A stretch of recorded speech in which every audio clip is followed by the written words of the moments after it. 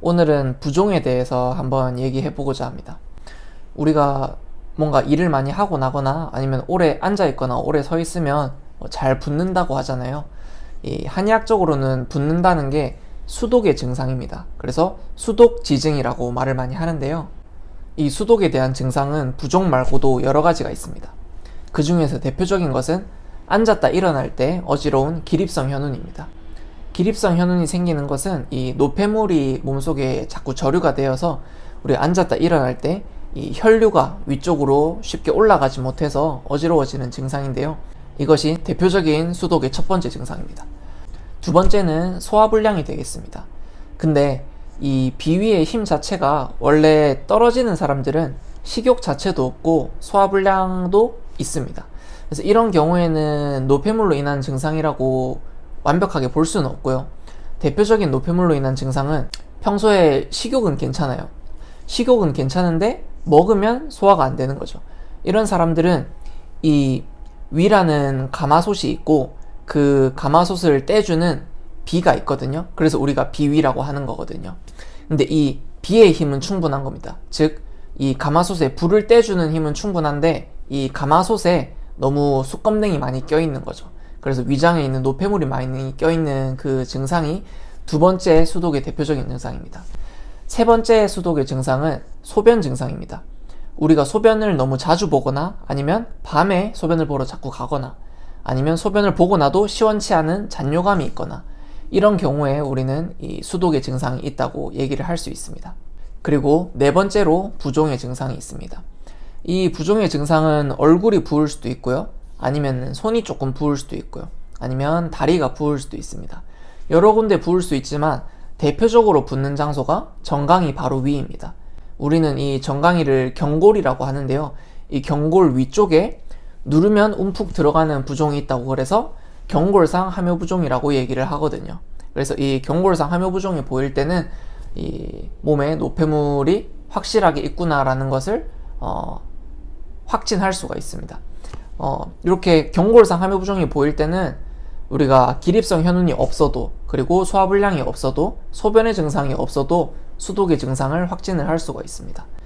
그래서 오늘은 이 경골상 함요부종이 뚜렷하게 보이는 환자를 어떻게 치료했는지 그 치료 케이스를 한번 설명드리도록 하겠습니다. 이분 같은 경우에는 불면이나 허리 통증 그리고 어깨 통증도 있었는데요. 부종의 증상이 워낙 저명했기 때문에 부종의 증상을 주 증상으로 잡고 치료를 한 케이스입니다.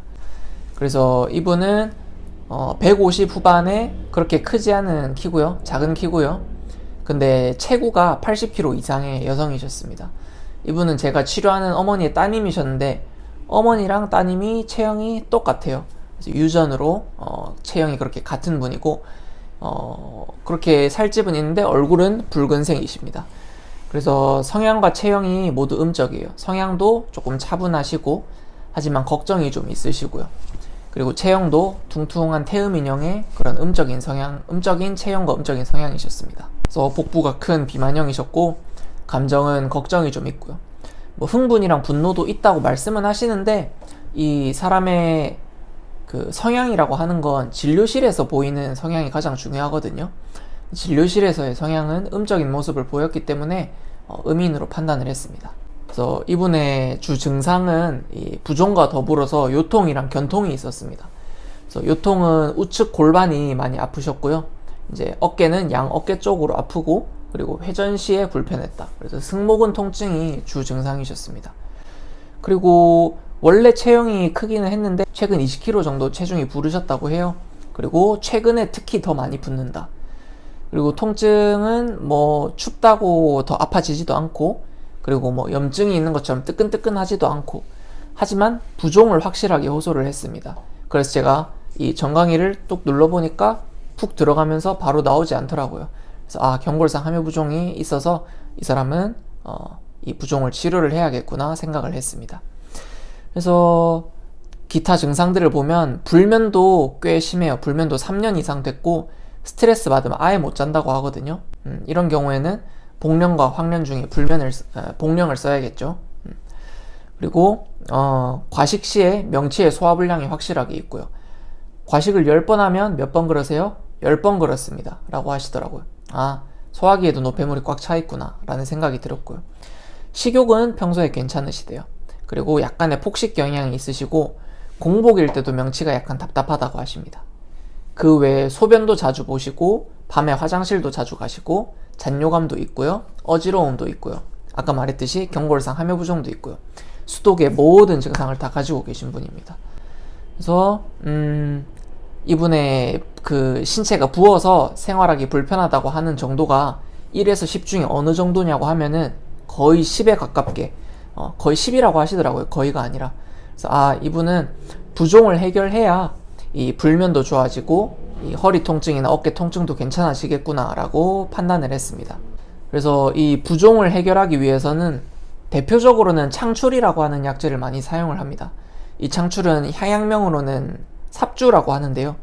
이 삽주의 뿌리를 사용을 하게 되면 이 수독의 증상들, 어지러움, 그리고 이 소변의 증상, 그리고 소화불량, 그리고 다리가 붓고 온몸이 붓는 그런 증상들을 해결을 할 수가 있습니다. 근데 창출은 조금 부드럽게 풀어주는 효과가 있기 때문에 체구가 엄청 크신 분들한테는 조금 효과가 부족하거든요. 그런 경우에는 창출과 함께 방기라고 하는 약재도 같이 사용을 합니다. 이 방기라고 하는 약재는 창출보다 훨씬 더 강력하게 이 몸에 있는 수독을 빼주는 효과거든요. 그래서 이 몸에 있는 수독을 소변으로 최대한 내빼서 몸에 있는 부적절한 물들을 전부 빼주는 역할을 합니다. 근데 이분의 체형이 굉장히 퉁퉁하고 최근에 체중도 급작스럽게 불었기 때문에 이거는 창출만으로는 치료할 수 없겠다라는 생각이 들어서 창출과 함께 방기가 들어가는 처방을 사용하기로 했습니다. 그래서 이분은 22년 12월 24일에 크리스마스 이브에 이 처방을 선물은 아니지만 처방을 해드렸고요. 그리고 잠을 또 못 주무시기 때문에 이 처방에다가 이 음인의 불면에 사용하는 복령까지 함께 넣어가지고 처방을 하게 됐습니다. 그래서 그 뒤로는 이분은 바쁘셔가지고 자주 내원은 하지 못하셨는데 그 다음 해 1월 7일에 복용한 지 한 2주 정도 되셨을 때 내원을 하셨어요.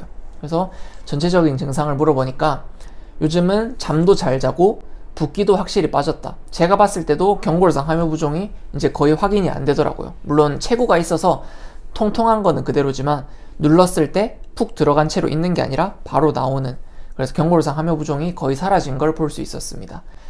그래서 신체가 많이 부어서 생활하기 불편했는데 그런 느낌이 확실히 줄었다. 그리고 신체 통증도 이 붓기가 빠지고 나니까 어깨나 허리, 특히 우측 골반이 많이 아팠는데 그런 증상이 많이 좋아지셨습니다. 그래서 이분이 호전 반응이 좋아서 1월 7일에 오셨을 때 남편분이랑 같이 오셨거든요. 그래서 이 남편분은 50견을 앓고 있어서 이 50견은 도침으로 치료를 이어가게 된 그런 케이스였습니다. 그래서 이 부종은 부종만 겪고 계신 분들도 있고요.